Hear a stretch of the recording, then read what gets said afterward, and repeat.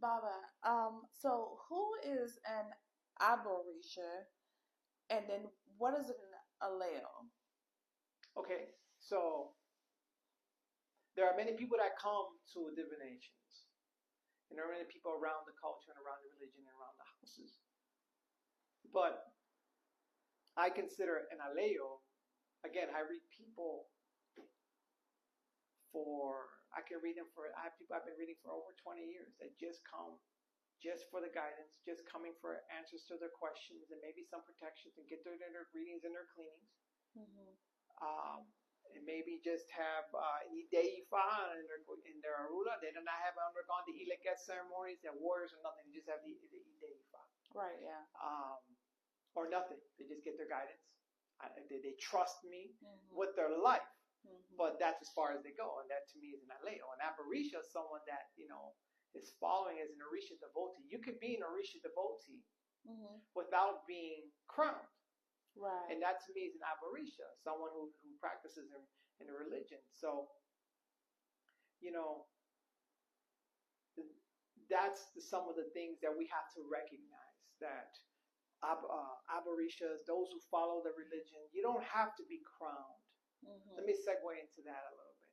You don't have to be crowned or initiated to be able to venerate, to be able to worship,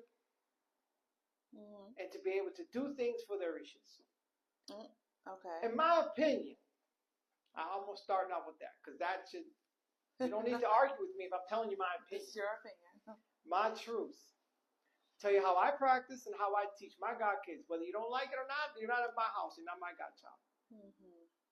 But I don't agree with gatekeeping knowledge. I don't agree with gatekeeping the Orisha connections. For instance, some houses will tell you, I've only heard like one or two people say it, you can't leave offerings to the Orishas within their natural habitat. You can't go to Aleyo on the crossroads and leave him offerings. You can't go to Ochun and petition her and ask her for help unless you are an Olorisha. Oh, wow. They'll say, stay away. Don't go to him. Leave her alone. Leave Ochun. That is a very, to me, a very ugly part of some houses. That's like saying, as a Catholic priest, you can't pray to the Archangel Saint Michael unless you come to me. He only listens to you if you come through me. Right, yeah. You want to ask him for help and praise to him? Or to pray to Jesus? Right. It has to come through me. You come through me and I'll control how that works. Only access to angels are through me. Your pastor, your priest. That is wrong. They are not the only access. You can't control an Orisha that is omnipresent, that is access in nature, that is free to everybody. Somebody wants to go to Oshun and ask her for help. Let this person, let her go. Right. You're not going to bother her. You're not going to invoke the wrath of Oshun. Right. I don't care if you're sitting there trying to get the guy back that was abusive to you, and you finally got over it, and she helped you get over it, and now you're running back and asking priest, bring her back, priest, I miss him, and blah, blah, blah, blah. She's not going to punish you for that. She may not give you what you're asking for. Right. But you're going to her and asking her for this help. Yeah. She's going to help you. Yeah. She may help you get over it. She's feeling your pain. She's sensing your pain. She will accept your offering. And if you just go into her, people, even forget all of that for relationship, just go into them. I want to go to a Batala by the mountains and leave him. I want to ask him for help and helping me with my life. I need to be clearer. Aleyo, I'm going to leave you offerings here. Yemiya, I'm leaving you offerings because I know you. I know you're great in your maternal love, and I need you, Yemiya. Come to me, lift me up. Help my family. I want to be better. Okay? And to say that you can't do that, and you say that you can unless you're a priest, you can't leave fruit, you can't leave flowers, excuse me? I don't agree with that. That's my truth and my opinion. At the end of the day, you do what you want to do in your house with your God kids, but I'm putting it out there. I don't agree with that. Some say you got to have warriors. I only heard one person say that. You got to have warriors in order to cook because he'll deliver your messages. If you cook adimu dishes, if you want to make a dish for a ligua or make a dish for ochum, you got to have at least your warriors. Yeah. Again, that's another way of making you. In other words, you can't cook or make anything, dishes, or present any food to the Orishas unless you have received something. That's not the way it works, in my opinion. I believe that's a lot of gatekeeping of knowledge and access to the Orishas. I believe now you have elders for a reason, right? And you know, if you picked up, you just read off the online, Chango likes watermelons, and I'm gonna go give Chango watermelons.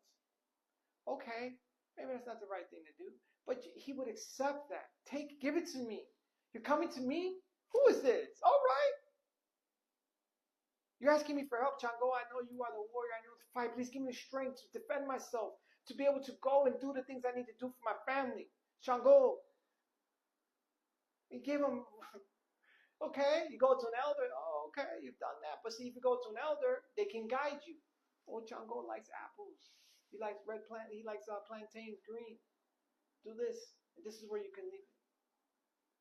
That's all right.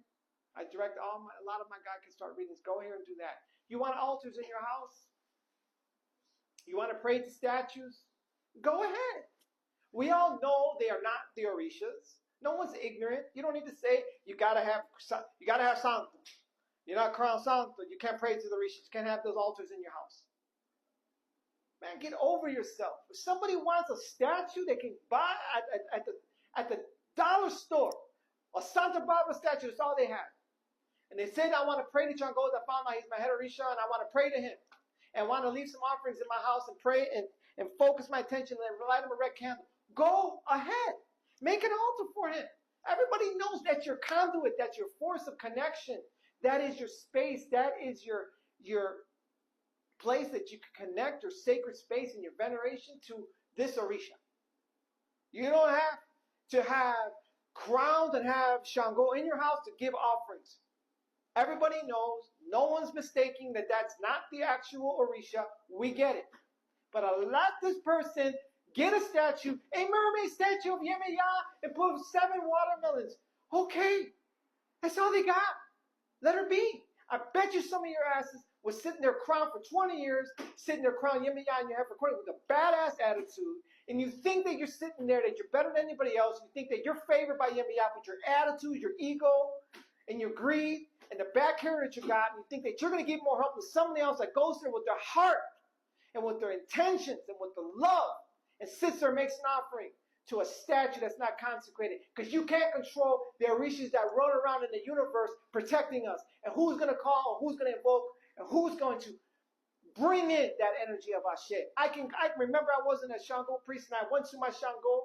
He saved me twice in my life. I know it twice. I said, this is it. There is no getting out of this one. And I went to my Santa Barbara statue. Again, this is in the 80s. That's all we had. Santa Barbara statue. I put 6 red apples by one. There was 6 green plantains. And it was like it never happened the next day. And it was something that I said in my life so bad. I was like, this is the time that I'm going to look back and say, this is when I effed it all up. And Shango came through with me. I know he did. And that was between me and him.